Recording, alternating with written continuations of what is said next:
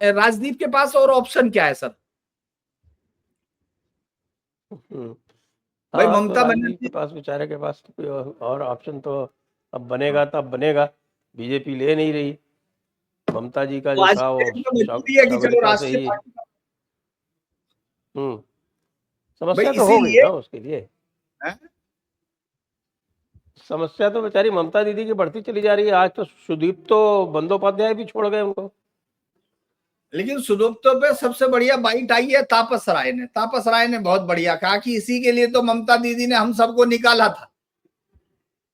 ये भी चला गया। वहां सब लोग दरअसल मजा ले रहे हैं, सब इंतजार कर रहे हैं सब। जैसे कल्याण बनर्जी रोज मजा लेता है, आपने देखा होगा। ऐसे ही कभी रेलवे उस पे एयरपोर्ट पे लड़ने लगता है, जो आदमी दिखता है उसी से लड़ने लगता है। फिर उसके बाद वहां से लड़के जाता है ममता बनर्जी के घर, सर चोरी इस बात पे वहां जाके लड़ने लगता है, आपने देखा होगा। और फिर अगले दिन खुद अभिषेक बनर्जी से लड़ने लगता है ना। उसके बाद फिर आप ये देखिए, बड़ा इंटरेस्टिंग है कुणाल घोष का।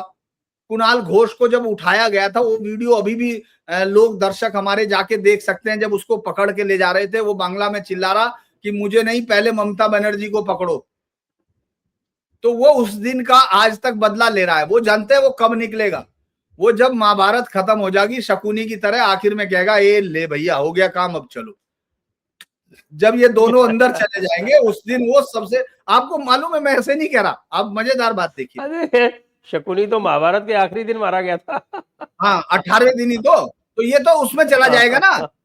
मारा जाना क्या है, ये बीजेपी में चला जाएगा, इसी को तो ये कह रहा है। हम तो नहीं राजनीतिक महाभारत की बात कर रहे ना, कि 18वें दिन कहेगा नमस्ते धन्यवाद दीदी आप अंदर चली गई। क्योंकि आप ये सोचिए उस दिन सर छोरी इसको नहीं बुलाया गया। खुद ही कह रहा अपनी बाइट में कि मेरे पास दो ही ऑप्शन थे, या तो मैं घर चला जाता या यहाँ चला आता। मैं यहाँ चला आया मजे लेने के लिए। वो एक एक चीज ले रहा है। अब वो भी ममता बनर्जी से सब जो है, वो होता है ना कि ठीक है इलाज अब हो रहा है, अब पता चल रहा है, तो वो सब वो मजा ले रहे हैं। क्योंकि आप सोचिए एक भी जगह, संजय जी बहुत गंभीरता से मैं कह रहा हूं कि मैंने आज तक कहीं नहीं देखा है कि आपका नेता पकड़ा जा रहा हो, आपके नेता के घर में सर्च हो गई हो और 100 आदमी ना आए, 10 आदमी ना आए। ऐसा नहीं होता है। अगर आप एक पॉलिटिकल ढांचे में होते, आपका कोई फाउंडेशन होता, जिसको बार बार लोग नहीं कहते कि साहब उनका और सारा जितना दिल्ली से गए हुए पत्रकार थे, वो जो सड़कों पे घूमते रहते हैं माइक करते हुए और बहुत बड़े, जिनको ये माना जाता है देश को राय देते हैं, वो सब एक ही बात की कहानी सुनाते थे कि इस पार्टी का संगठनात्मक ढांचा है, इस पार्टी का संगठनात्मक ढांचा है। अरे यार ये कौन सा ढांचा है? आज तक ऐसी पार्टी नहीं मिली कि हारने के 1 महीने के बाद डिसइंटीग्रेट हो जाए। इतने साल हो गए हम लोगों को। भाई डीएमके है ना, एग्जिस्ट कर रही है ना इतने, उसके बावजूद कौन सी पार्टी? ये तो ऐसी पार्टी नहीं। डीएमके क्या है, आप समाजवादी को देख लीजिए, आरजेडी को यही देख लीजिए, कब से हार रही है, कब से हार रही है आरजेडी। आरजेडी तो 2005 के बाद से लगातार हार रही है। 2005 के बाद लगातार हार रही है, 21 के बाद से लगातार हार रही है। उसका ढांचा भी मौजूद है, उसके साथ लोग भी मौजूद है, उसकी रैलियों में भीड़ भी आती है, अपने लोग तो है ही ना मौजूद है। कभी लाठी पिलावन तेल पिलावन रैली करते हैं, उसमें भी भीड़ कर देते हैं। ये इनके घर में छापे पड़ रहे तब नहीं भीड़ कर रहे। आप सोचो ममता बनर्जी अकेली अंदर जा रही थी सर अपने घर, जब वो आई एयरपोर्ट से। मैं तो बहुत हैरान हूं, मेरा तो मन कर रहा अब दोबारा एक बार कलकत्ता घूम आऊं और मैं ही दीदी के साथ नारे लगाने लगूं, दीदी चलो मैं आपके साथ चलता हूं। पहले उनके घर तो जाने नहीं देती थी ना पुलिस, कैमरा भी नहीं लगाने देती। तो अभी जाके देखूंगा। आसपास ही नहीं फटकने देते थे। दरअसल वो जो बाहरी आसपास एकदम नहीं फटकने गली के देते बाहर उन्होंने वो लगाए हुए थे इलेक्ट्रॉनिक बंद करना। उसके बाद जो सड़क थी उसको पार करके दक्षिणेश्वर मंदिर, वो जो कालीघाट वाला मंदिर है उसका था।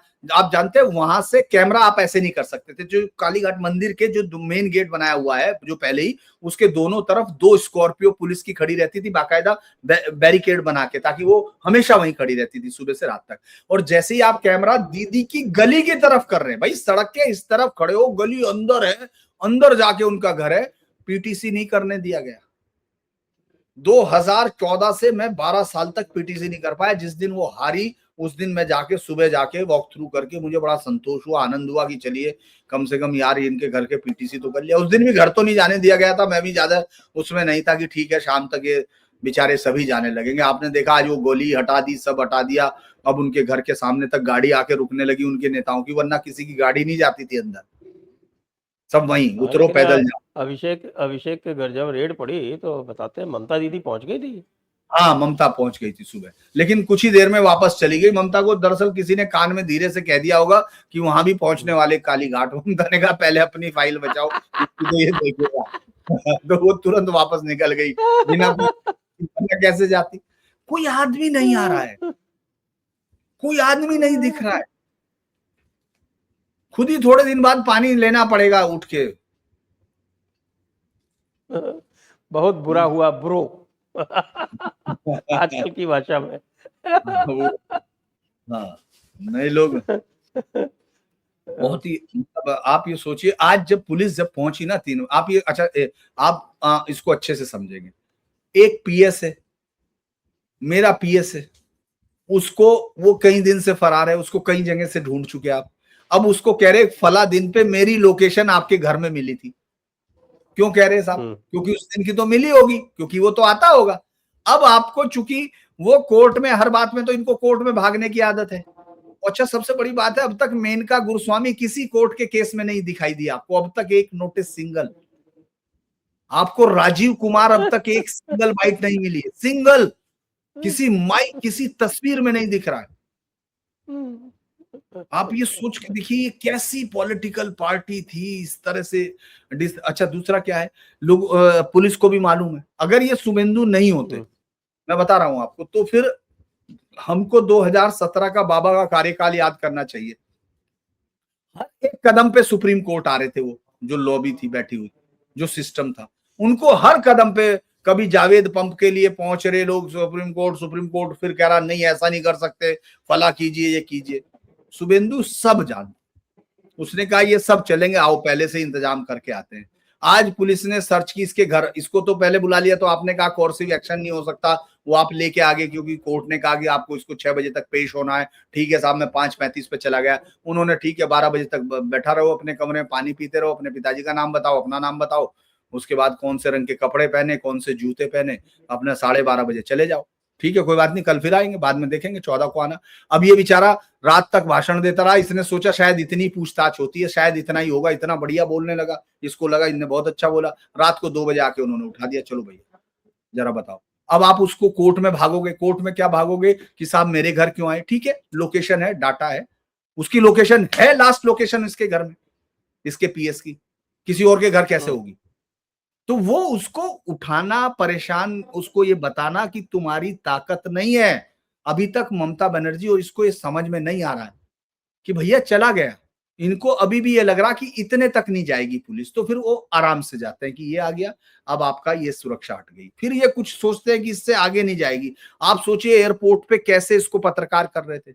आज तो सुबह वो रिपब्लिक की कह रही कि तुमने अपने घर में छुपा रखा है, डुका रखा है, कुछ इस तरह बोली हो, तो कह रहा कि ये और वो है, तो कर, दादा भी गया, सब गया, अब अभिषेक हो गया ये, तो इसीलिए उसको याद दिलाया जा रहा है। और ये दूसरा केस है, इसमें भी इसी के पास जाना है, क्योंकि आज तक कोई पीएस, आप मानते हैं कि पूरा डील इतना पीएस कर रहा हो अपने दम पे? पीएस को इतने ताकतवर नेता जो हाजरा है, सुजय हाजरा, वो बहुत बड़ा लैंड माफिया, बालू माफिया, सारी चीजें, वो उसको गांठेगा। आपने एक और वीडियो अगर आप देखेंगे, जो फालता का वो नकली फुसपा था, वो उसके साथ जा रहा, इसके साथ सुमित रॉय के, और सुमित रॉय को बॉस की तरह डील कर रहा। तो पैसा तो आ रहा है ना, अल्टीमेटली ये सब केसेस में जाएगा, ये गो तस्करी में भी जाएगा, इस सब में जाएगा। वो सिर्फ इशारा कर रहे हैं कि तुम्हारा तोता हमको चाहिए, पहले तोता बोलेगा फिर राजा पकड़ा जाएगा, तो आएगा, इसीलिए आएगा।